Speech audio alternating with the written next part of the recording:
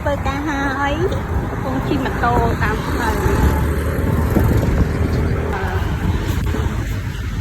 ព្រោះកន្លែងដាក់ម៉ូតូម៉ូតូច្រើនហ៎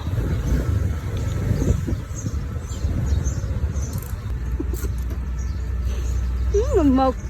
គេថាគេខត់ទីទៅធ្វើអីណាគំរូណាតដល់ម៉ោងហងតែទេទួនបើដេឯងតដល់ម៉ោងធ្វើការងារអីហងក្នុងគ្នាដេឡើងព្រៀបនេះប្រធានឡាញថៃពេលថ្ងៃមិញជូនម៉ែស្ដាហើយណាអើយមិនបាច់ជូនលេងរត់រឿងហ្នឹងអើយរឿងអី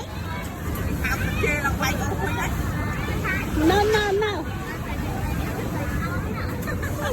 anh kia hại ra